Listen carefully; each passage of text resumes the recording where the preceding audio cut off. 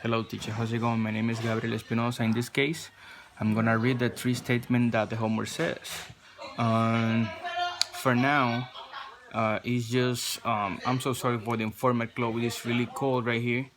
And the first one says, "Dear advisor, should she propose?" Dear advisor, my boyfriend and I just celebrate 3 years together, and I want to ask him to marry me. My friend says I shouldn't. They say that the only desperate women propose marriage. Are they right? Nervous in New Jersey. Dear Nervous, your friends are not right. Today is fine for women to propose to men. Monica did on Friends. Miranda did on Sex and the City. In the real life, actress Halle Berry did it too. In 2003, the Corbel Champagne Company conducted a survey. They asked, should women ask to men to marry them? 67% of the Americans said yes. The survey asked women, would you propose to a man? Almost 50% of the women said yes, would. They would. They also asked men, would you accept? Almost 80% say yes. 31% of women know a woman who has proposed to a man. Experts generally agree. Dr. Linda O'Connor has to a radio talk show about love and marriage. O'Connor said that the women who propose are usually educated and self-confident. In addition, their boyfriends usually like strong women. However, advice columnist Susan Fine argues that even women with a lot of self-confidence may need some help with their proposal. Here's the advice. First, the proposal should not be a surprise. The relationship should be should be serious. She also advised a woman to do two more things. They should write out the proposal and practice it before they ask for their boyfriend's hands in marriage. How would Susan Fine answer you? If you and your boyfriend are happy, do not pay attention to your friends and don't invite them to the wedding. The advisor. That was the first one. And we're gonna read the second one. Divorce, a 50-50 chance. Divorce is a growing problem in the United States and many other developed countries. Although dozens of happy couples get married every year, more than the 50% of them get divorced. Two researchers at the University of Washington studied marriage and divorce. They learned a lot from their research. With his information, they created a mathematical formula that predicts divorce. Mathematician James Murray and psychologist John Goodman agree that their predictions are correct almost all of the time. How do they do it?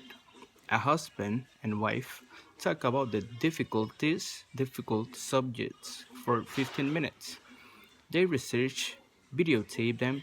In addition, they record a physical information such as her rate. Then, the researchers listen to the conversation, they watch the body language, and took the facial reaction. After that, they gave the couple positivities and negative form points. For example, for example, the couple might talk about mothers-in-law. If the husband says, "Your mother is a lot of trouble," The couple gets 2 negative points if the wife rolls her eyes. They get 2 more negative points, however, if the husband says, "Your mother is a lot of trouble, but sometimes she is funny."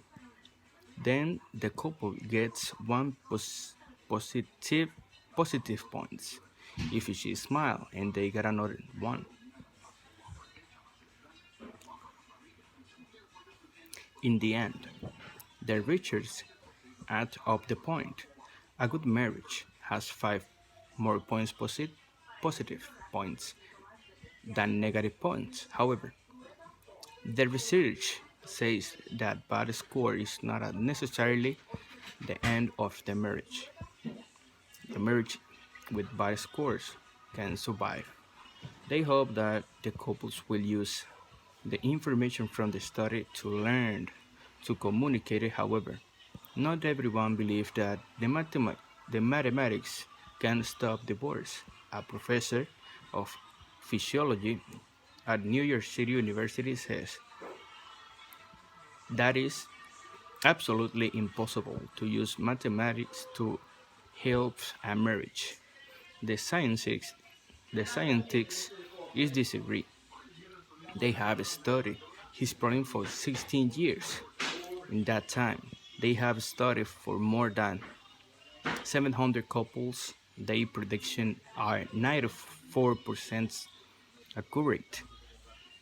It seems necessary for the survival of marriage that we listen to them. The third one is the government department of dating and marriage. Many single people need help to find a husband. To wives, to wives. Some people hire matchmaker, others use computer dating services on the internet now. At least two governments want to help their citizens tie the knot. One of them is the United States government, and the government in Washington give each of the 50 states money to encourage marriage. The state are using it, the state are using it to persuade people that marriage is good. Some states are also offering classes on marriage. The government says that the future of the United States depends on strong families. However, each programs are not for all the families. They are one of the special groups, the poor. They want to tell they want to tell low income people about the benefit of marriage. Some government officials argue that women with children should have husband. If they have if they have husband, they will not need money from the government. Their husband will work to earn money for their families. Some people are against to the government programs that promote marriage. They say they say that the marriage is private decision. They are also afraid that poor women might think that they have to get married. Married. The American government is not the only one that interested in marriage. The government of the tiny island nation of Singapore is dependent of the money marriage too. Why is the government in Singapore interested in the marriage? The government has noticed that the women with college degree often do not get married. The government officials think it's important to them to get married, so they have started a government dating service. The Development Unit (SDU) began in 1984. It organizes parties and trips for single people. It also teaches single people about marriage. The HDU says that 50,000 Singapore, Singaporeans have met and marriage through this service. And what do young Singapore think if the government dating service? Some of them are happy with it. Mr. Rawls Tan says as the SDU helped get married. She and her husband married 2 years ago. Today, they have a 6-month-old child. Others just love and it. Single, desperate, and ugly. Says a young woman at local bar. Another says, we are adults and the government is not our parents. That's it. Well, I'm finished the three readings. Then, thank you so much. I'm here.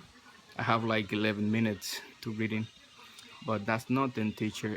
Have a good night. And Gabriel Espinosa was here.